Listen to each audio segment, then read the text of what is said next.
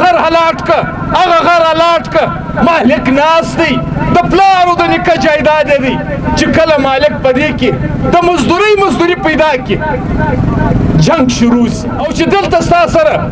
په جنگ اخته دي د درواغو جنگ دی که د رښتیا جنگ دی هغه وایي دا کار ما نه دی کړی نو دا چا کړی دا زما 21 کسان 23 مزدورکاره خلک دا پر چی شي په شهادت ورسېده خبره زموږ د دوکۍ ده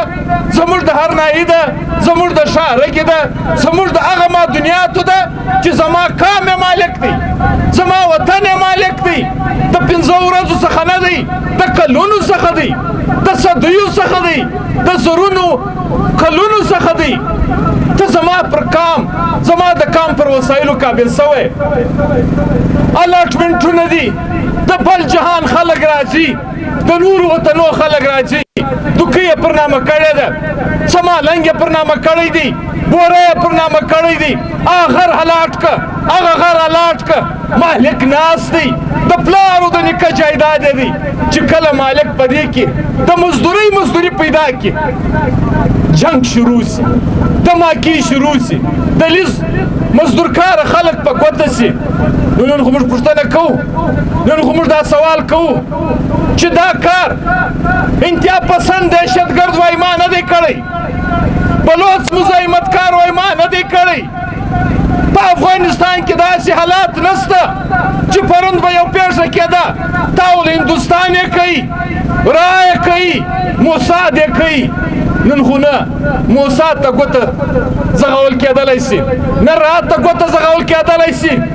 نه په افغانستان کې داسې KGB سته داسې انډیا سته داسې نورې ادارې سته او چې دلته ستا سره په جنګ اخته دي د درواغو جنګ دی که د رښتیا جنګ دی هغه وایي دا کار ما نه دی کړی نو دا چا کړی دا زما 21 کسان 23 مزدورکاره خلک دا پر چی شي په شهادت ورسېده بجای د دې چې د یو ذمه داره ریاست په حیثیت باندې ته د ماینز مالکانو سره د وطن د مالکانو سره پر دې درد ژړا وکړې ناسته وکړې مرهم ورباندې ورواچې پر دې زخم باندې ته پرون جرګه وکړه په کوټه کې ټول مذاکرات پر دې وایي سوی دي د ما سره اګریمنټ پروت دی برای ماخستان د یو لیز مالک ما ته هغه اګریمنټ راکړي ټول مذاکرات پر دې وسو چې یا پر ټن باندې 210 روپۍ لږ دي 1500 نورې پر واچو هغه ما ته ګپه کوله ولسالانه د دې پارونۍ معاهدې بعد 40 کروړ روپۍ چې دی د ده په آمدن کې نوره اضافه وسوه دا چې صوبایي حکومت د هر څه څخه بالاتره په عربونو تا ته ایږدي په دې ته ما ته سکیورټي نه راکوي